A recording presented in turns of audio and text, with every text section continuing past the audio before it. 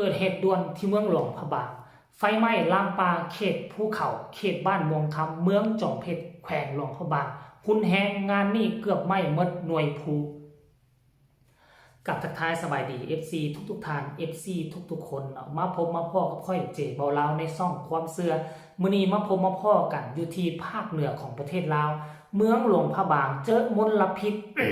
ขออภัยอย่างนักหน่วงจากไฟไหม้ที่เก็บขี้เหงื่อบ้านลักแตกไปใหม่ๆสดๆประมาณ 2-3 มื้อที่ผ่านมาปัจจุบันนี้มลพิษเต็มทั่วเมืองหลวงพระบางยังบ่ทันจางหายไปแต่ก็กลับมาเจอซึกนักอีกบ้านหนึ่งคือไฟไหม้เขตบ้านม่วงคำเมืองและแข่งหลวงพระบางซึ่งอยู่กงกันข้ามกับเมืองหลวงพระบางห่างไปบ่ฮอดกิโลเมตรเดียวไฟไหม้ลามอย่างหุนแหงเนาะเป็นหน่วยภูไปเบิ่งคลิปนี้ซะก่อนแล้วพวกเขาจึงมาพ้อกันในช่วงต่อไปกันเลยทีเนี้ยนะ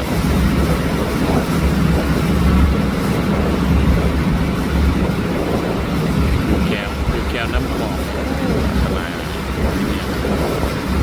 อยู่สบายไม่ค่อยพูด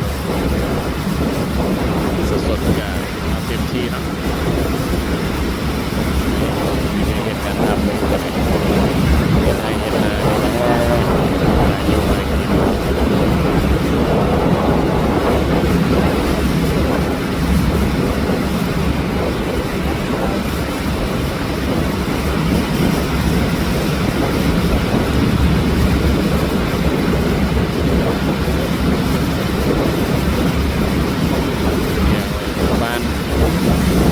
บ้านม่วงคำเนาะแถวบ้านม่วงคำยุดสวนลามไปหมดเลยวันนี้ว่าจะไปทางไหนเดินไปหมดทุกม่องเลยงานเป็นวงกว้างเลย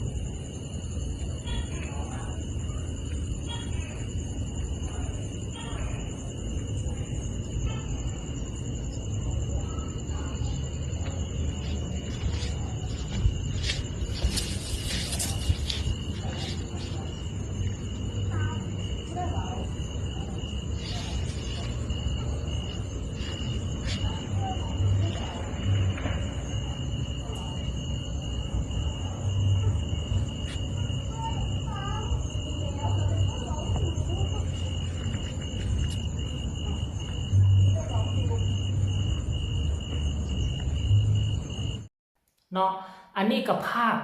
ก่อนไฟจะไหม้และก็หลังไฟจะไหม้ความจริงแล้วคลิปแรกนี่นะไฟเริ่มไหม้นี่ถูกถ่ายมาจากใกล้น้ำเที่ยวทางหนึ่งทานผู้ชมกำลังพานักท่องเที่ยวน่าจะลองเรือจากเหนือลงมาทางใต้ทานผู้ชมเนาะลองลงมาทางใต้แล้วก็ไปเห็นผู้หน่วยหนึ่งอยู่ทางเมืองจอมเพชรกงกันข้ามกับหลวงพระบางไฟเริ่มไหม้อยู่ในคลิปนั้นเราก็ได้บรรยายแล้วว่ากำลังมีการจูดป่าเด้อว่าซั่นยามนี่นะมันมีการจูดใบซอกใบซักจูดใบไหม้อยู่ในหัวส่วนหัวให้ปลายหน้าของประชาชนเป็นเรื่องปกติบางปีก็ล่ามน้อยบางปีก็ล่ามหลายปีกายนี่ไหม้อยู่ทั้งเขตเมืองจอมเพชรทางใต้ของเมืองจอมเพชรเขตผู้เฒ่าผู้นางเขตป่าสงวนทำผู้ชมเนาะแล้วปีนี้ก็ไหม้งานเหนืออีกหน่อยนึงเหตุการณ์แบบนี้มันเกิดขึ้นทุกปีและสาเหตุที่มันเกิดขึ้นเกิดจากมนุษย์หรือเกิดขึ้นธรรมชาติแต่ถ้าเกิดขึ้นโดยธรรมชาติมันเกิดขึ้นทุกปีได้แนวไหนพวกเจ้าคิดเบิ่งว่าถ้าเกิดธรรมชาติมันจะเกิดขึ้นได้แนวไหนอยู่ไฟมันจะเกิดประกายไฟขึ้นได้แนวไหนนี่คือคำถามค่อยคิดว่าเกิดจากฝีมือของคนฝีมือของมนุษย์แหละไฟไหม้อยู่ทางทิศใต้ยังบ่แล้วมลพิษยังบ่ทันกำจัดไปไหม้แล้วก็แล้วแต่มันมลพิษเข้ามาก็แล้วแต่มึงบ่มีการจัดการประเทศอื่นแม่ปล่อยฝนเทียมปล่อยอย่างต่างๆเพื่อให้มลพิษเหล่านี้มันจางหายไปแต่ว่าบ้านเฮาบ่มีความสามารถทางด้านนี้มลพิษก็สร้างมลพิษติ ไผหายใจเข้าไปแล้วเจ็บหูคอมึงก็ซื้อแมสมาใส่เอาแล้วก็ไผนะออกไปข้างนอกคันกรณีว่าแสบตรงแสบตามึงก็อยู่เฮือนติสิออกมาหยังมันเป็นลักษณะแบบนี้นะบ้านเฮาคือต้องเอาตัวไผตัวมันคันประเทศอื่นนี่เขาถือเรื่องนี้เป็นสิ่งที่สำคัญคันกรณีว่ามลพิษมืดมัวเข้ามาปกคลุมเขาว่าเข้ามาปกคลุมสั้นบรรยากาศของเมืองเขาต้องมีวิธีแก้ไขเขาเห็นสุขภาพของคนเป็นสิ่งที่สำคัญแต่บ้านเฮาด้วยความ